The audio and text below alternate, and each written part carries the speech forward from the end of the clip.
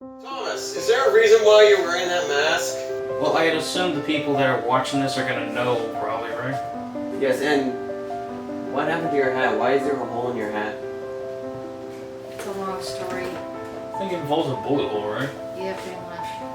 Anyways. Late night gambling, probably. Anyways. No. Hey everybody! Welcome to another episode of Cinema Gems here with your host Aaron Kramers.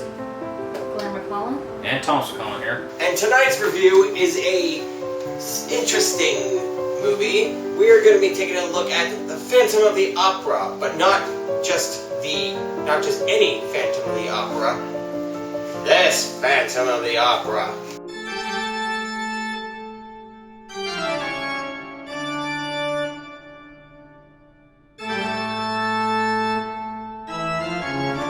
Hey, before we go any further, do I have to wear this the whole time? No, you can take it off. Thank you. It really itches. Well, I'm keeping the hat on. It's a nice hat. I feel pity for the actors who have to wear this crap. Look at Robert Englund in the Phantom of the Opera. At least he doesn't have to wear the mask. Actually, the mask has a bit of significance for why the movie was made, actually. Why? Okay, so, picture this. It's the 1980s. And what is the biggest #1 Broadway show of all time right now? Phantom of the Opera. That's right, the Andrew Lloyd Webber version of Phantom of the Opera. Oh. It was selling out every night. People would literally take hour-long flights just to get to New York just to see it, pretty much. It was kind of like the Hamilton of the 80s, pretty much, back then. However, because it was making so much success, there were plans to make a movie for Phantom of the Opera with Andrew Lloyd Webber directing. However, the actor who played Raoul, who they wanted to get for that, died of cancer. Oh, that's... And the actress who played Christine Daae, she divorced Andrew Lloyd Webber around that time, so there was no way they could get her back on that. So that movie was to languish in development hell for years until Joel Schumacher came along. But because the movie was now up for grabs, and since the source material, the book for Phantom of the Opera, was now in the public domain, people did whatever they could to adapt their own version. There were rip-off musicals, made-for-TV movies. I think there was even one with that guy from Game of Thrones in it. Okay. But more importantly, movies. Yes, and one of those movies is... The one we're looking at today. Yes. Which brings us up to another thing. What was very popular in the 80s around that time also? Freddy Krueger. Especially, Freddy Krueger and slasher films. And since Robert Englund was like the rock star of the slasher world, they called him up and asked him if he would like to play that. And the inner thespian in him said, hell yeah. Oh yeah. And this was also around the same time as another of the Nightmare on Elm Street films. I think it was number 5, Dream Warrior, I believe. Oh, yeah? But anyways, with that going on now, they had everything set. Now, unfortunately there was a bit of mischief from the producers, shall we say. Yeah, like, it was supposed to be, like, released in Canon Group. Yeah. Yes, that Canon Group. The one that's responsible for all of those Jean-Claude Van Damme, Chuck Norris movies. And the one for burying Christopher Reeve's career with Superman, Question for Peace. Let's not talk about that. Yeah. However, unfortunately, I think there was also plans for a planned sequel to this. Yeah, but it didn't do well at the box office. It was supposed to be set in like the modern era of New York or something like that. I honestly think that It would probably not have worked at all. It would have sucked probably, right? But besides that, let's ignore the production and get into the movie itself. Right. Right, we all know what Phantom of the Opera is about. Okay. But in case for those who don't know, I think you should explain it. Well, here's the thing. They do take some liberties, but the story's pretty much the same. There's a horribly disfigured guy who just happens to disguise himself as an opera ghost. He sort of terrorizes the opera. He falls in love with a girl's fiance doesn't like that. Shenanigans, all that stuff. Yeah, pretty much. But there's only one difference though that sets it apart from all the other Phantom of the Operas. And what's that? Gore. Oh yes, this is yeah. the most goriest version of Phantom of the Opera we've ever seen. Yes, and oddly enough, it's not done by Tom Savini. Who did the makeup for Robert Englund for this? Kevin Yeager.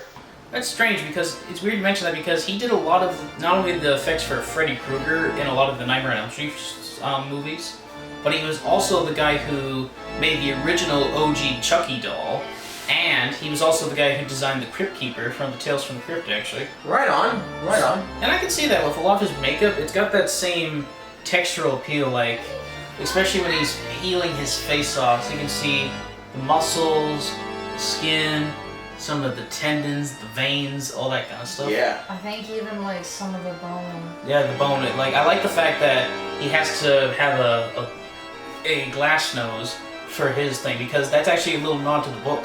Mm-hmm. In the book, it's described that the Phantom doesn't actually have a nose.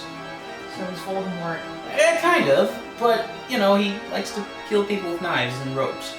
Mm-hmm. So, yeah, that's the thing. That's a little nod to the book in a way. Yeah.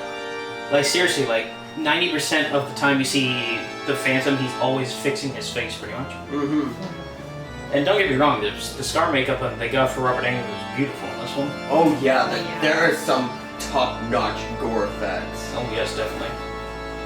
And also, not only that, they also brought a lot of top-notch sets and costumes for this, actually. Oh yeah, Yeah. of course. Now, I don't know why they had it changed to 1888 England, considering the original was set in Paris and all that. Well, it's kind of obvious. So they could, you know, not have everybody have a goofy French accent, probably. I Yes. was also gonna say because of the Jack Ripper thing. Oh yeah, there seems to be a big connections with the Phantom and Jack the Ripper in a way.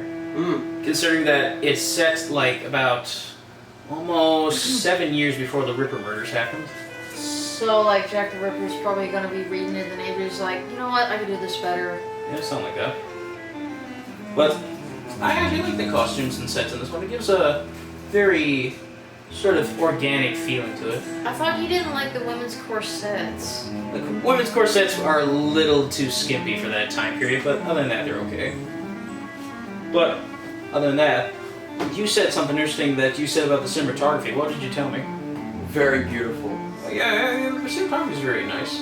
Yes, like, no, normally, like, cinematography is, like, while it is key to the filmmaking, but nobody really goes to the movie for the cinematography. Not necessarily, no. But this, like, gives off, like, period piece beauty.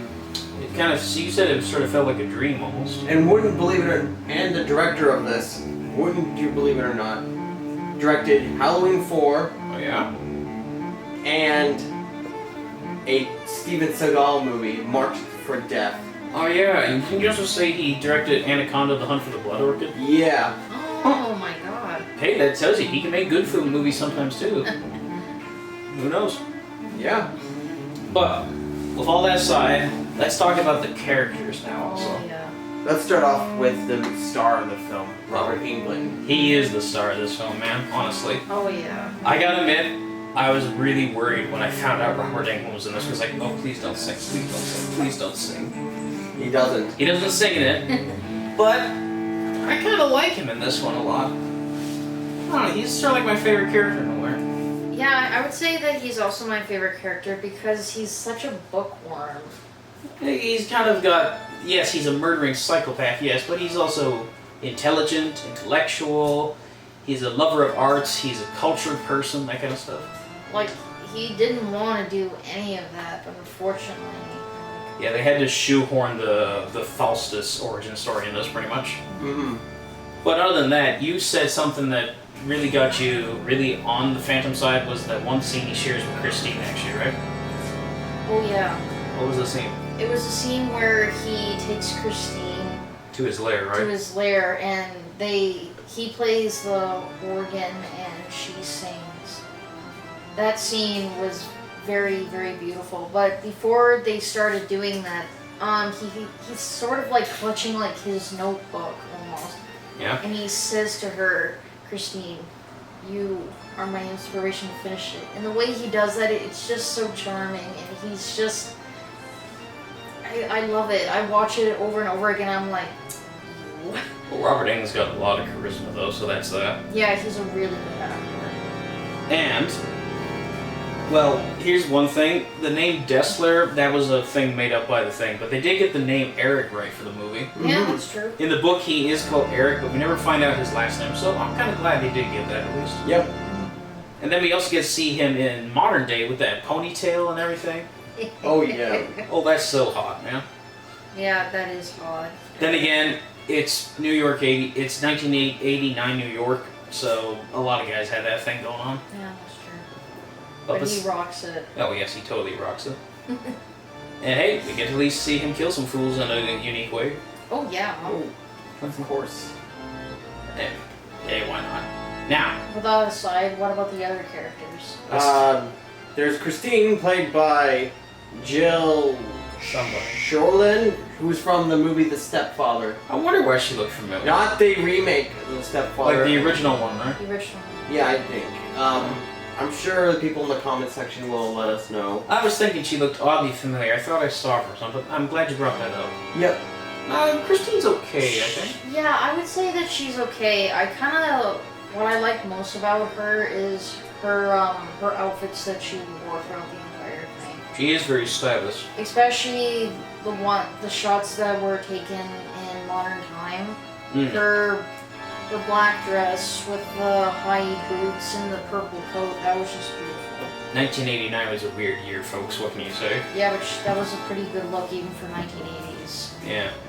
The one criticism I would have to say about Christine is she's a bit too naive for my own sake. Yeah, she is really naive. It's like, can't you clue in?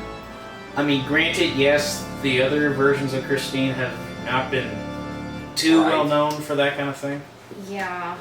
So there is that problem, but it could have been better, I guess. There is one thing that is pretty good about her is that she kicks his ass in the end of the film. Oh yeah, she KOs that bitch.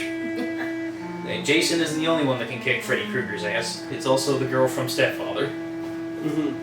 Like, that had never been, I've never seen that happen before, where she ended up conquering him, you know? Yeah, a lot of times it's always the fiance who does it for her. It's like, she can get off her fat ass and do it. Speaking of the fiance, let's get on to Richard now. Oh god. Richard. First of all, why did they change their names in this? Like Christine Day instead of Daye, and now Richard instead of Raoul.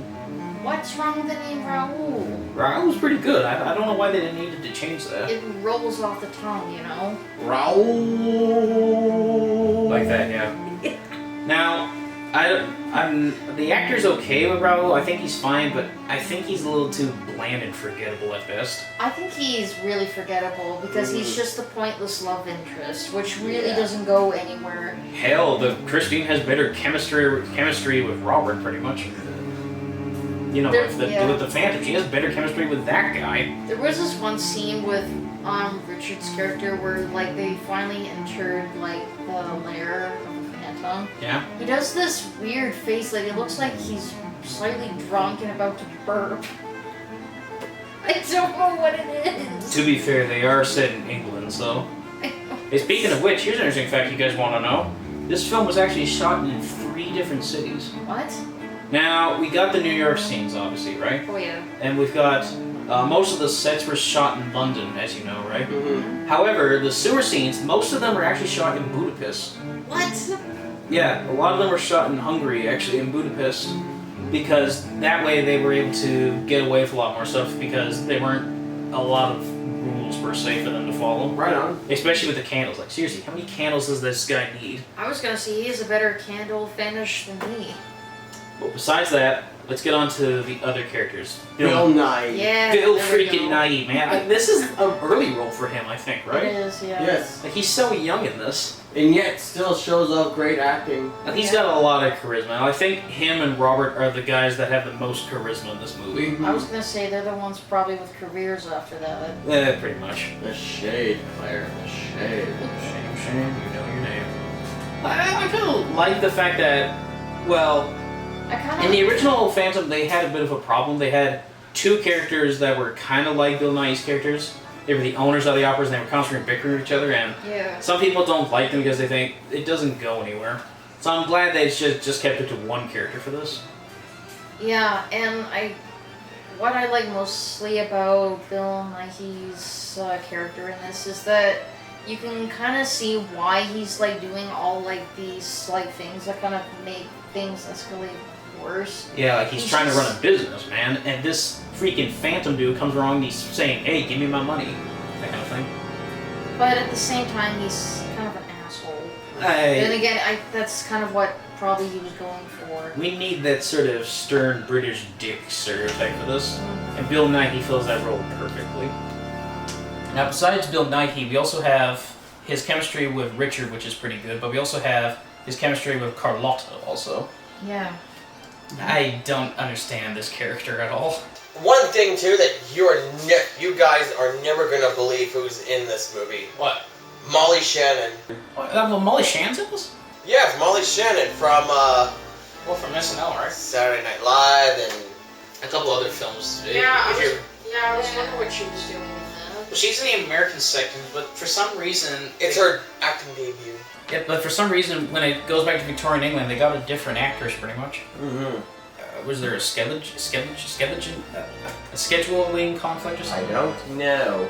That's what I would think. So, then again, it'd be kind of weird if we heard Molly Shannon doing a British accent, probably, right? Yeah. That would be. It would be funny though. It'd be funny, but I think that would undermine the tone you're going for, probably. Yeah. All right. Here's another thing they changed from the thing. Why is Carlotta not Italian in this? I mean, Carlotta is an Italian name, and in most of the opera versions, she is Italian. And what happened to her husband character? Yeah, they don't include the husband character, which I thought would include a neat little chemistry thing going on. Yeah, that would have kind of spiced it up a little bit. But no, in this one, she's the spoiled brat stereotype, and she gets killed by Robert Englund. Yeah. But hey, at least we got some head soup. That stuff's like head cheese from Texas Chainsaw. Ah. But besides that, there's another character who I want to talk about, the police commissioner, actually. Oh yeah. Now, I don't know why, but every time they make a Phantom movie, there's one thing they never do. Persian. The Persian character from the book, they never put him in. Now, in the book, the Persian character is a police constable, kind of, from, I think he said he worked under the employ of the Shah of Iran at the time. And he was sent to essentially hunt down the Phantom because the Phantom did something to offend him or something like that. I think it's implied the Phantom may have killed a member of the royal family or something like that. But the Persian, as he simply calls, sort of teams up with Raoul. He has these two really kick-ass sort of flintlock pistols, and they go hunting for the Phantom pretty much. He's kind of like Loomis in a way, from Halloween in a way. Right on. Who knows mostly about the film. Yeah, he's there to be like the Quint in a way. He's supposed to hype up the bad guy and say, we must kill him, this man's not a man, he's a monster, that kind of thing. But for some reason, they never include him in the movie. In the movies, ever. Hell, he's barely in the Broadway run either, pretty much. I wonder if it's either because it's Hell, the 1920s one had him in the silent version with Lon Chaney. Although that role was a bit controversial because that was the first case of whitewashing, pretty much. That's what I was about to say. Like maybe they don't add him because of that fact. It was the 80s. If they did include him, they probably would have whitewashed him. Yeah. But if the Persian wasn't, I think he could have played the constable character pretty much. Yeah. Maybe he's sort of like a specially assigned constable that was sent to the area kind of thing. Yeah, that would make sense. But besides that, let's get on with some other things that I really liked about the movie. The music. Oh. This is always important for every Phantom movie, the music. I would just like to make just a tiny bit of a complaint about the music. What would you say? Well, as much as it's supposed to be based on the musical, there's barely any Music. like, music or singing. Only like brief clips of it. I think they had to focus more on the story because it's not really a musical theoretically. Exactly. But anyways, besides that, I think the music is beautiful. Interesting fact about the music. Did you know that the song that Christine sings with the Phantom, the Don Juan Triumphant, Yes. apparently that music got nominated for some awards actually. Really? Well, not in America per se, but in Europe it was a real big hit apparently. Especially in England actually. Where it actually got nominated for this one award. I can't remember the name. It's sort of like this thing they have in Britain though. But besides all the things that we've been praising about the movie, is there something you guys maybe didn't like about it per se? Not that I can think of. Alright. I can sort of see why there are some reasons why the film wasn't as As beloved. Memorable as memorable as, say, the other Phantom movies or slasher films at the time. Or Yeah. why the critics may not have liked it, but other than that, I would say that it's actually pretty good. But I think what the biggest problem was with that film was its marketing. The marketing, yes, is one of the biggest complaints I have about the movie. Yeah. As we know, this movie came out just around the same time as, you know, The Dream Child, right? Either the Dream Child or the Dream Warrior. No, definitely Dream Child. But because of that, the marketing on this focused heavily on the fact that Freddy Krueger was playing now the Phantom. Hell, if you look at the box cover of the Phantom, it's literally the same makeup they used for Freddy Krueger, actually.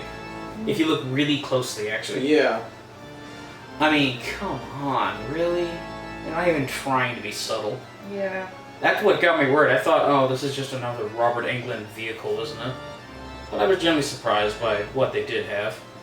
And I think what really got people confused was the whole timeline thing, pretty much. Yeah. I think if you get rid of the 80s stuff and just...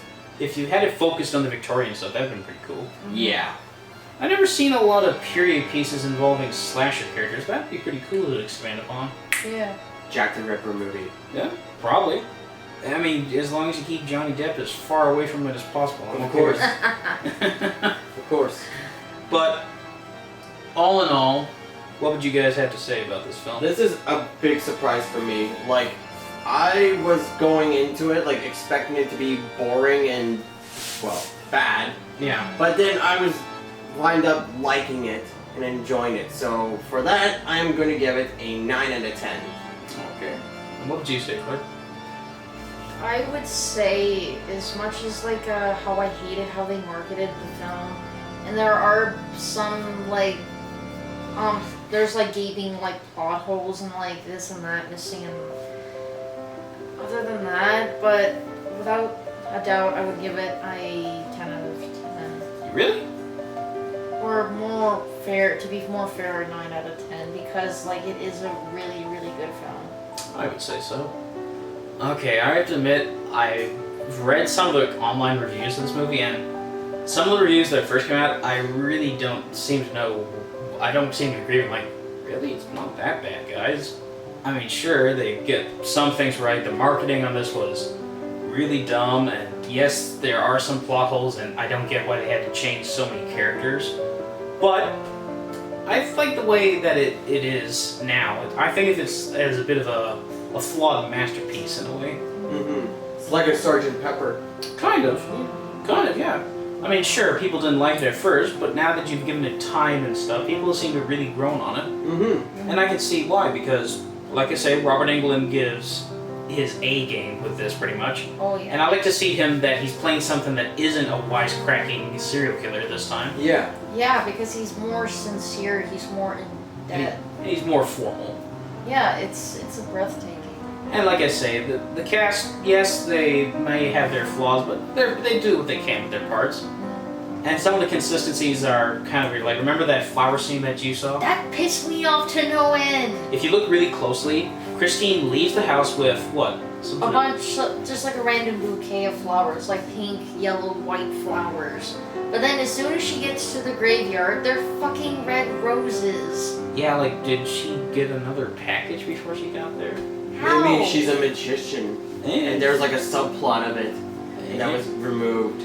Although, to be fair, with her being knocked out for this entire movie, I'm surprised that the Phantom didn't say this to her at one point. Welcome to prime time, bitch! Or something like that. So what would be your final rating? Like I say, I legit don't like what they did to market this movie, but I do like it for what it is, a flawed masterpiece, so I'm going to give it a 9 out of 10. Okay. Alright. That's everything. That's all for now, guys. I'll see you guys next time. Bye. And we'll see you later. Well, guys, that's our review of Phantom of the Opera. If you enjoyed the video, hit the like button if you haven't already. Don't forget to hit the subscribe button. Make sure to follow us on our social medias like Facebook and Twitter and Instagram. Make sure also to hit the bell to get any notifications on our stuff. And I suppose if they want to see more stuff, they go to our website, right? That's right. Yeah, go to our channel And if you want to see any more reviews like this, you can press over here to see. Whatever the video suggests. Probably Halloween, I reckon. Yeah, probably. It seems legit. Mm-hmm. Other than that, peace out, guys. Yes. World Builder Studio. Yeah. Bye. Now let's go make some music. Alright, let's go.